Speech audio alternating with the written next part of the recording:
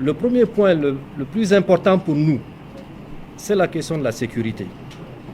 Nos forces de défense et de sécurité travaillent depuis plus d'un mois pour assurer la sécurité du territoire, pour assurer la sécurité des personnes, mais également pour assurer la sécurité des biens de ces personnes. Et vous avez dû apprendre ces 2 jours les victoires remportées par nos militaires sur le terrain face à des terroristes arrêtés avec un de nos partenaires, mais libérés depuis les événements du 26 juillet. Je pense que vous avez dû lire dans le journal d'aujourd'hui le nombre de ceux-là qui ont été libérés, armés et qui sont venus frapper nos populations. Là-dessus, il est très évident que le gouvernement et le Conseil national pour la sauvegarde de la patrie travaillent à assurer, comme je l'ai dit, la sécurité du territoire. C'est une tradition pour l'armée nigérienne. Tous ceux qui connaissent le Niger savent que depuis toujours, nous avons réussi à conserver et à sauvegarder la territorialité de notre pays. Ils continuent de le faire, c'est le lieu de leur reconnaître. On a entendu dire qu'elles ont abandonné le terrain de la lutte contre le terrorisme pour s'emparer du pouvoir. Cela n'est pas exact. Sur la sécurité, nous avons consacré l'ensemble de notre énergie pour protéger les citoyens nigériens et tous ceux qui y vivent sur notre territoire. Le deuxième point, c'est sur la situation socio-économique, disons économique et financière. Là-dessus, nous avons focalisé nos efforts depuis pratiquement 3 semaines pour analyser cette situation qui est caractérisée par un endettement qui étouffe cette économie. Nous sommes aujourd'hui à un stock de dettes estimé à 5 200 milliards de francs CFA. 5 200 milliards de francs CFA. 5 200 milliards de francs CFA. Il est composé de 3 200 milliards de dettes extérieures et de 1900, disons 2000 milliards de dettes intérieures. En 2000, il y avait un stock de 1100 milliards de dettes extérieures en 2000. Et la dette intérieure était évaluée à 295 milliards. À la fin de 2010, le stock de dette extérieure était évalué à moins de 300 milliards. Et la dette intérieure, le 18 février 2010, était de moins de 2 milliards de nos francs.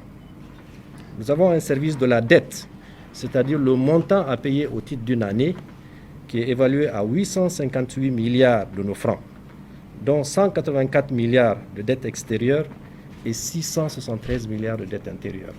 Le service de la dette, c'est le montant à payer au titre d'une année.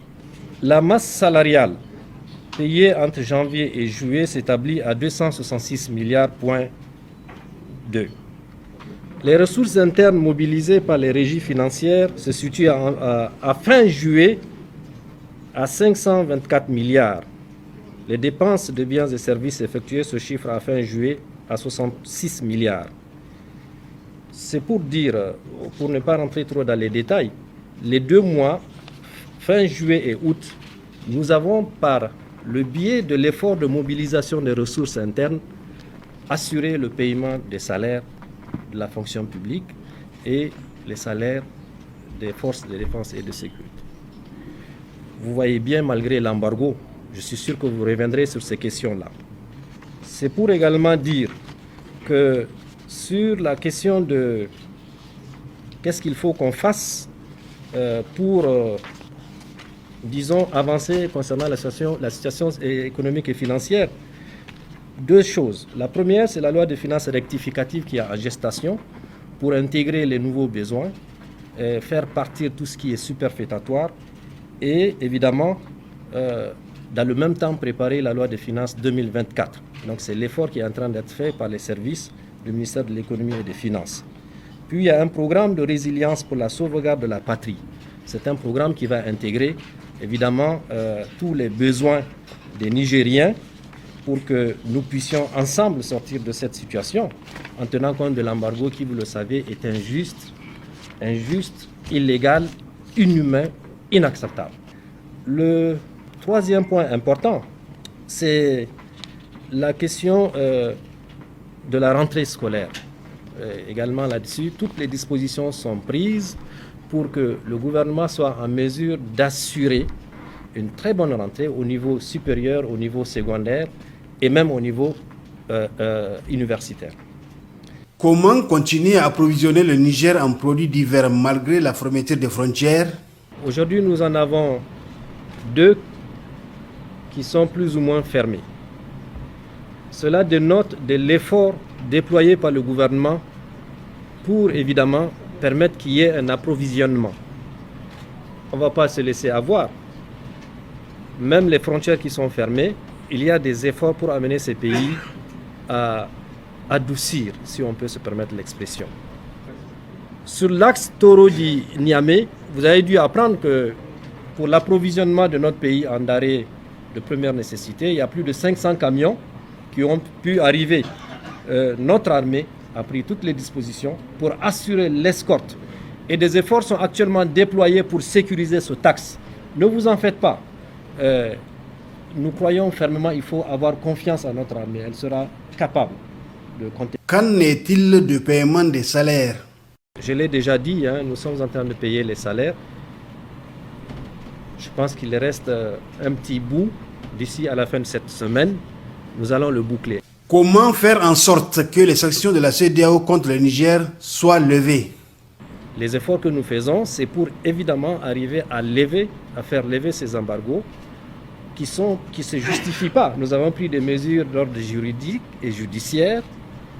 Nous avons déposé une plainte, il faut quand même que vous le sachiez, auprès des 2 institutions de nos 2 organes communautaires, l'UEMOA et la CEDEAO. Je pense que je ne vais pas revenir là-dessus, vous le savez très bien. Aucun pays au monde n'a été sanctionné comme le nôtre l'a été ces dernières semaines. Ça ne se justifie pas qu'on empêche à un pays de disposer des médicaments. Ça ne se justifie pas qu'on empêche à un pays d'importer de la nourriture pour ses populations. Donc tout ça est en train d'être fait pour qu'on lève évidemment ces mesures. Nous sommes en train également, par un moyen ou par un autre, légaux, de mobiliser les ressources pour faire face à cela. Ce sont des défis qui se posent à nous. Nous sommes déterminés à aller de l'avant. Quelles sont les mesures prises pour atténuer les impacts des sanctions de la CEDEAO sur le Niger? Sur les mesures pour atténuer effectivement cela, le ministre en charge du commerce a été instruit pour s'assurer de la disponibilité de toutes les denrées alimentaires de première nécessité. Et il est prévu d'ailleurs l'opération de vente à prix modéré et peut-être dans les zones où cela s'exige, que la distribution soit gratuite. Que pensez-vous du retour éventuel de Hama Amadou au Niger? C'est une bonne chose. Hama Amadou est l'un des plus grands hommes politiques appartenant au personnel politique nigérien. Il est nigérien, c'est tout à fait normal qu'il revienne dans son pays. Et au-delà de M.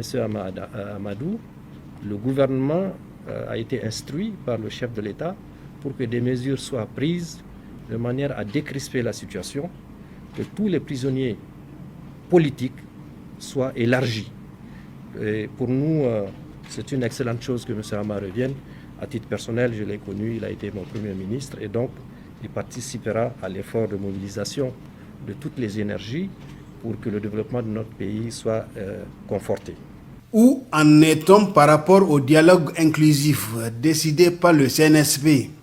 Le dialogue inclusif national, c'est justement un des aspects institutionnels. Le chef de l'État a instruit, j'ai moi-même instruit le ministre d'État en charge de l'Intérieur qui a envoyé un courrier dans toutes les régions. Toutes les régions vont se regrouper pour que très rapidement, les Nigériens se retrouvent à Niamey pour discuter de toutes les questions qui intéressent notre nation, parce qu'il s'agit de refonder notre pays, de refonder notre nation. Ce n'est pas des vains mots. La détermination, elle est sans faille. De ce point de vue, il faut croire que tout le monde prendra part à cela. À quand la fin de la coupure d'électricité par le Nigeria? C'est vraiment dommage que notre grand voisin, pays ami, le Nigeria, s'associe à cette entreprise de démolition. Ça me permet de faire le lien avec la question des va-et-vient, vous avez dû le voir, des délégations qui viennent. Nous-mêmes, nous en avons envoyé une. Je pense que les discussions avancent. Elles avancent dans le bon sens. Parce que tout le monde est convaincu que ce n'est pas normal d'isoler un pays comme le Niger. Et je pense que très bientôt, cette question sera résolue. L'électricité, il vous souviendra que ça ne date pas d'aujourd'hui. Ça date de l'époque de Jori Amani, paix à son âme, entre les deux pays. C'est un accord qui a été trouvé et qui est géré par, à l'époque, ce qu'on appelle la Commission mixte nigéro-nigériane de coopération. Il s'agissait de procéder à la production de l'énergie, à son transport vers le Niger, mais aussi à sa distribution. Aujourd'hui, on sait que c'est un aspect purement commercial entre les deux pays, entre deux sociétés. Le Niger achète cette production, paye, et il n'est pas normal, évidemment, qu'on coupe. Je vous raconte une anecdote. Le représentant de la CEDEAO ici, le country manager, est venu chez moi. Je lui ai demandé de venir. À peine arrivé, il y a eu la coupure d'électricité. Et je demandais qu'on mette en marche mon petit groupe électrogène. Et je lui ai dit, vous avez vu, la plupart des membres du gouvernement et la plupart des Nigériens, chacun a son petit groupe. Vous avez coupé l'électricité, ce n'est pas nous que vous pénalisez. Vous pénalisez le boutiquier du coin, la femme qui a son petit commerce, qui conserve son poisson, les pharmacies, etc. Donc c'est pour dire que ce n'est pas acceptable. Et je pense que l'essentiel des Nigériens aujourd'hui comprennent la nécessité d'aller vite vers la levée de cette mesure-là. Que pensez-vous du plan de sortie de crise proposé par l'Algérie? Le plan algérien, je pense que ça participe de l'effort fait par un certain nombre de nos pays, de nos frères, des pays voisins. J'ai reçu il y a 2 heures de temps à peu près l'ambassadeur d'Algérie. Je l'ai assuré que cette proposition qu'il fait sera évidemment examinée en temps opportun. À quand le départ des forces françaises du Niger? Le gouvernement a déjà dénoncé les accords qui leur permettent d'être sur notre territoire. Elles sont dans une position d'illégalité. Et je pense que les échanges qui sont en cours devraient permettre très rapidement que ces forces se retirent de notre pays. En ce qui concerne l'ambassadeur, je pense qu'il n'y a rien à faire. Il n'a pas eu le comportement adéquat en tant que diplomate. Moi-même, j'ai demandé à un moment donné pour préserver les relations entre États. La France est un pays avec lequel nous avions toujours développé des relations de coopération. Dans ce cadre, j'ai demandé au ministre des Affaires étrangères ici d'envoyer un message officiel pour l'inviter à venir échanger avec nous, voir dans quelle mesure on pourrait procéder à un règlement, des escalades, comme on le dit. Il a refusé de le faire. En face, c'est un comportement de mépris et cela n'est pas acceptable. Ce n'est pas acceptable. Donc les mesures qui doivent être prises à l'égard d'un diplomate qui manque au devoir de sa charge, toutes ces mesures ont été prises et nous attendons simplement que ce partenaire non, on va dire, non valable quitte notre pays le plus rapidement possible. Les ministères seront-ils audités? Oui, les instructions ont été données pour que très rapidement on puisse faire le point de la gestion, pas pour faire une chasse aux sorcières. C'est tout à fait normal qu'on sache évidemment qu'est-ce qui a été fait de l'usage des ressources publiques. Et là-dessus, vous pouvez compter sur nous avec la détermination qui nous anime pour qu'on puisse évidemment savoir qu'est-ce qui a été fait, comment arranger les choses, comment faire en sorte qu'on respecte, disons, toutes les procédures, notamment des dépenses publiques et tout ce qui s'ensuit de bonne gouvernance. Excellence.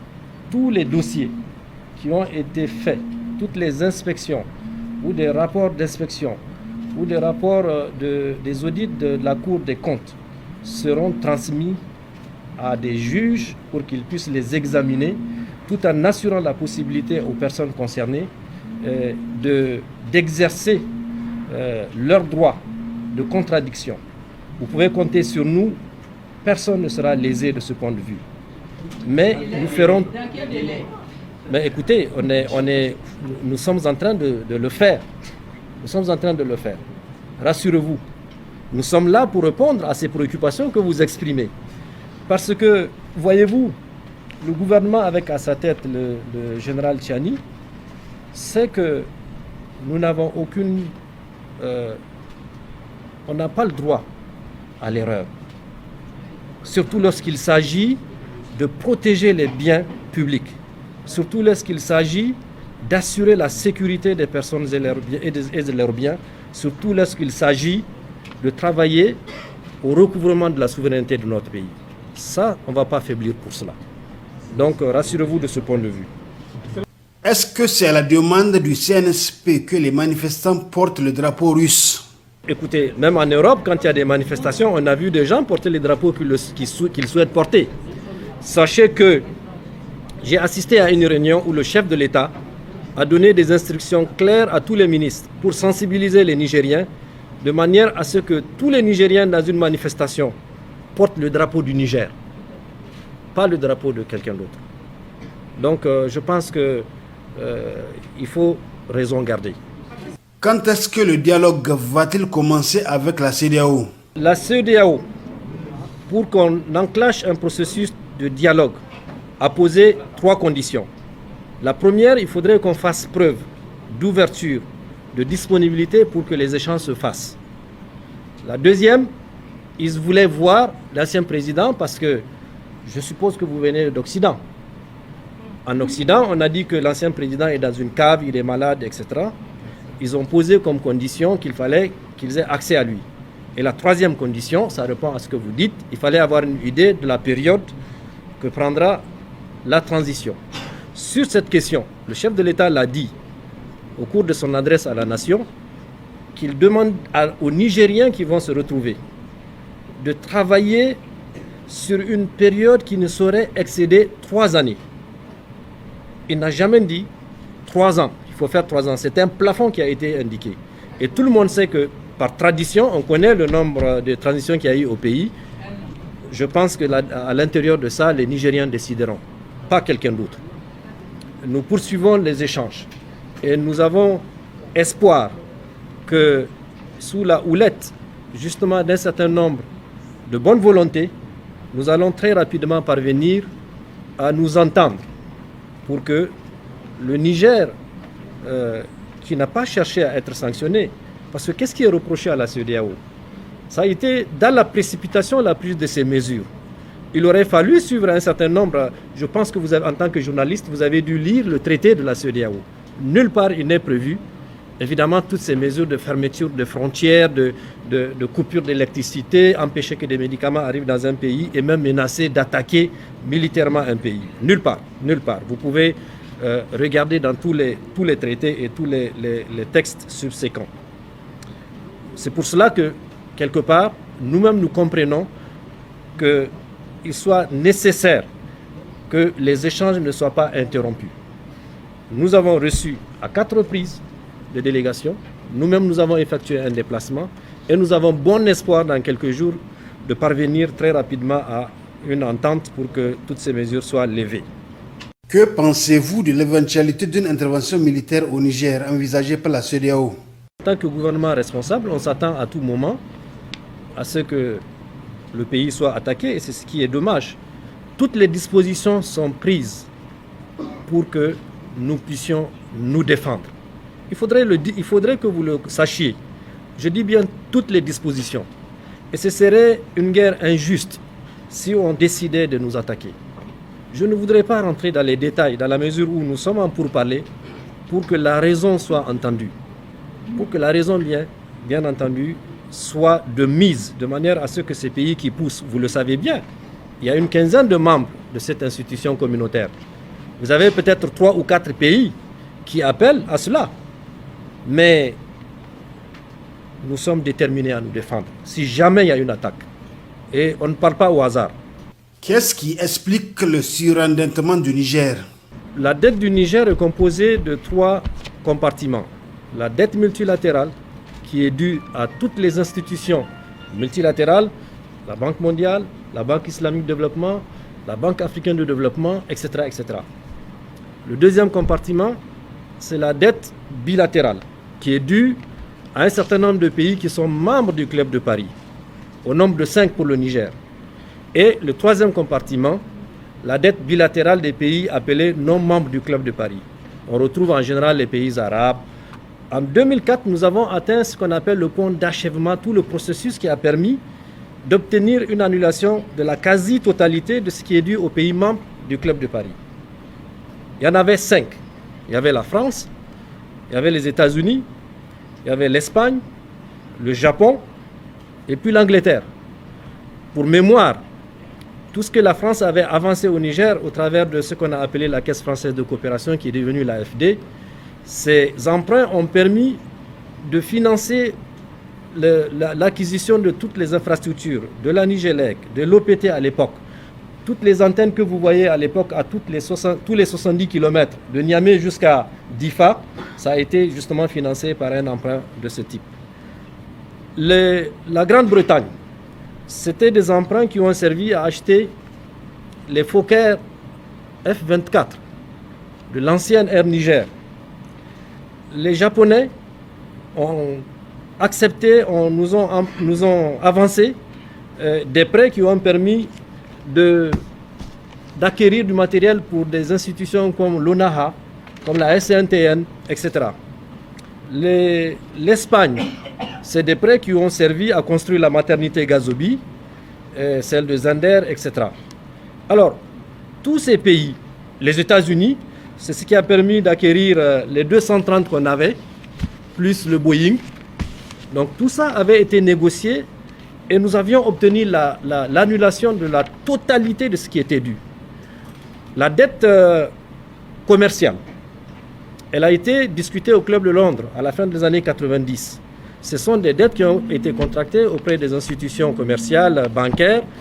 Vous avez vu la route qui quitte l'hôpital pour aller vers El Nasser. Ce sont des routes qui ont été construites sur des emprunts commerciaux, etc. Ça également, le pays a pu obtenir l'annulation de la quasi-totalité de ce type de dette. Il ne nous restait à la fin de 2010 que des prêts issus de la dette multilatérale. Alors, quand on regarde à partir de cette période à ce jour, il y a eu, ça c'est le choix du gouvernement qui était en place, une sorte de réendettement. Aujourd'hui, on se retrouve quasiment avec le triple de ce qu'on avait, sinon le quadruple de ce qu'on avait en 2010. Ce que j'ai donné comme instruction au ministre ici assis, c'est évidemment très rapidement de procéder à une évaluation stricte et à une renégociation de cette dette. Est-ce que nous allons continuer à honorer les services de la dette dans une situation de suspension de coopération si les ressources que nous mobilisons nous permettent de faire face aux dépenses de souveraineté, c'est-à-dire les salaires, c'est-à-dire les dépenses de sécurité, c'est-à-dire les bourses, etc. S'il y a un reliquat, il n'y a rien qui empêcherait à ce qu'on honore. Le Nigérien n'aime pas qu'on le traite d'incapable. Nous ferons en sorte de payer ses dettes si les moyens nous le permettent.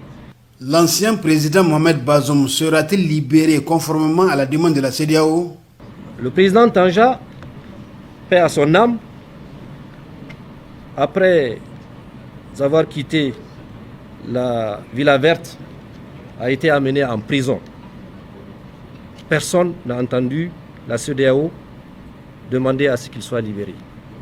Personne n'a entendu aucun pays s'appesantir sur le cas de cet homme.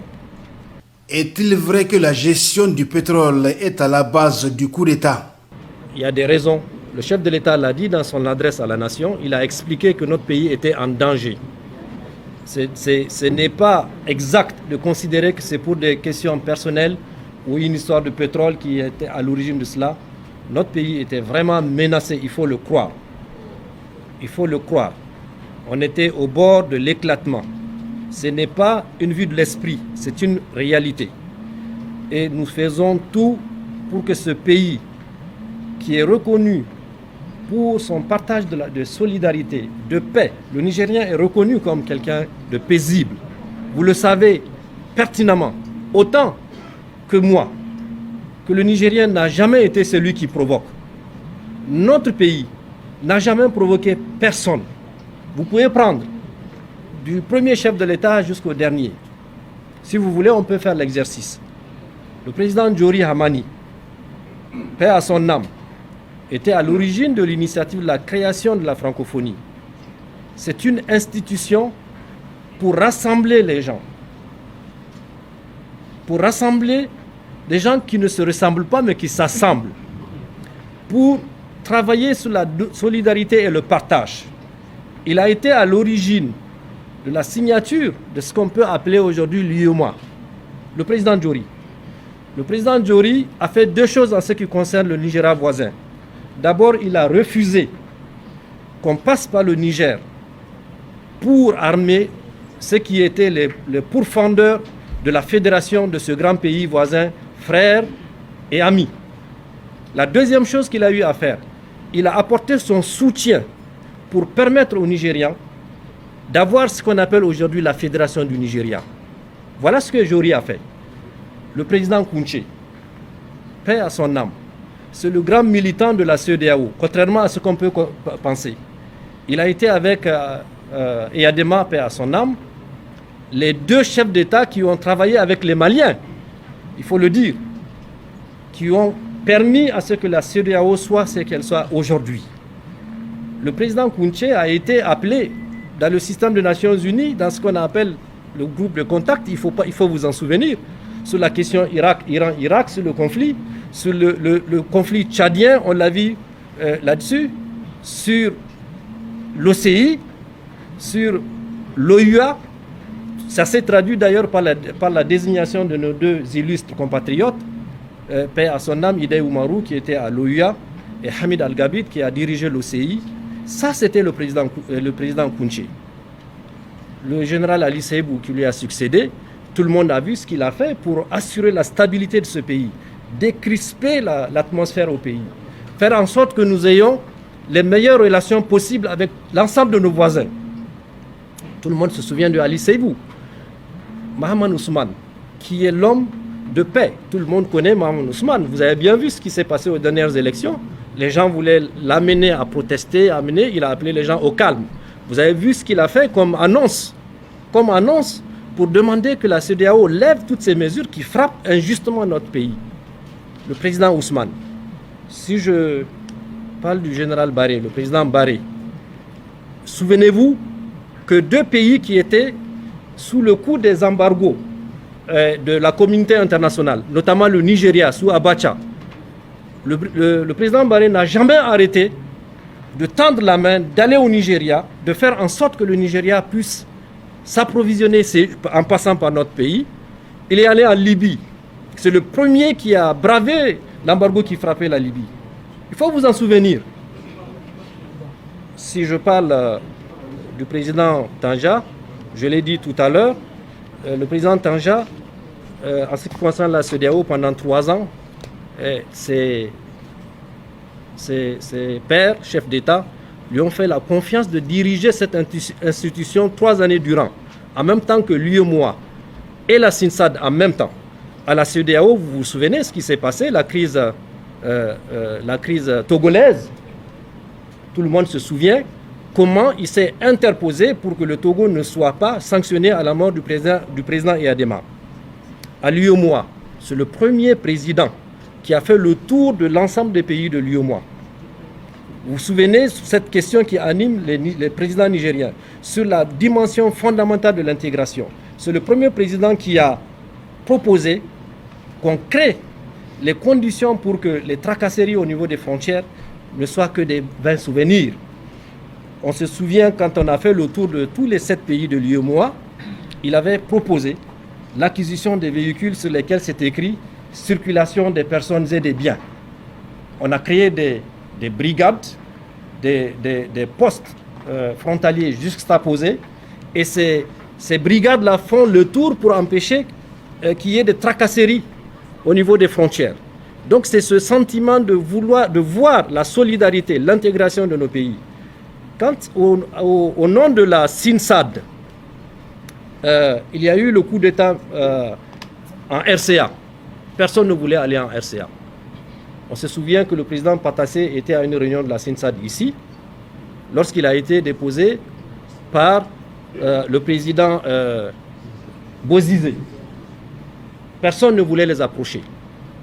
Nous avons été les premiers à nous rendre en RCA. J'étais dans cette délégation derrière le président Tanja, qui a fait en sorte qu'il n'y ait pas éclatement de ce pays. nous avons proposé que toutes les parties s'asseyent pour trouver une solution pour leur pays. Le président Issoufou a été champion de la ZLECAf. Vous êtes témoin de tout ça. Donc c'est pour dire,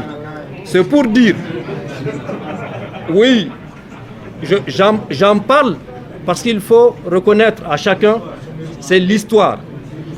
C'est pour revenir au chef d'État qui demande à ce qu'on nous attaque.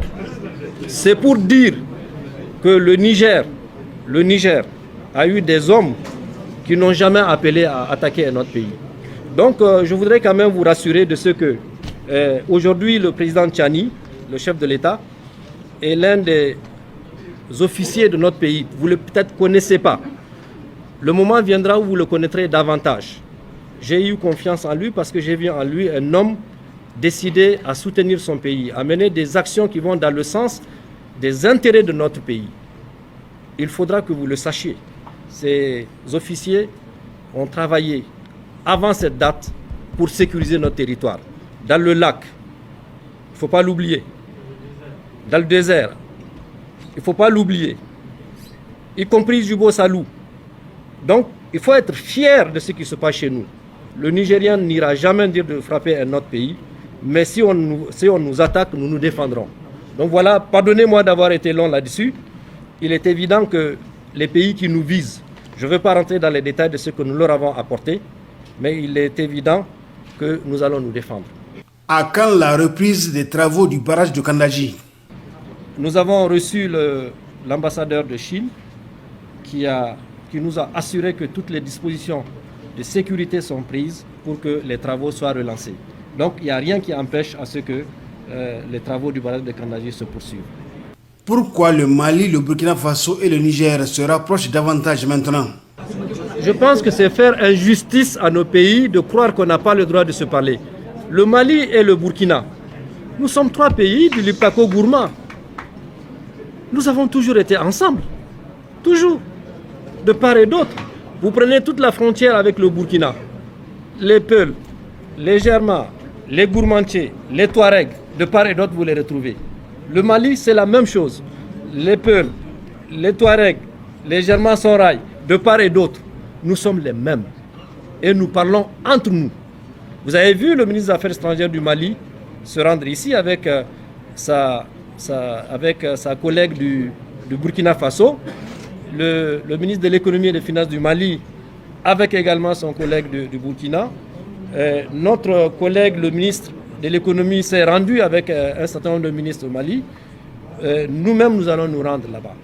Donc, nous allons renforcer notre coopération. On est les mêmes.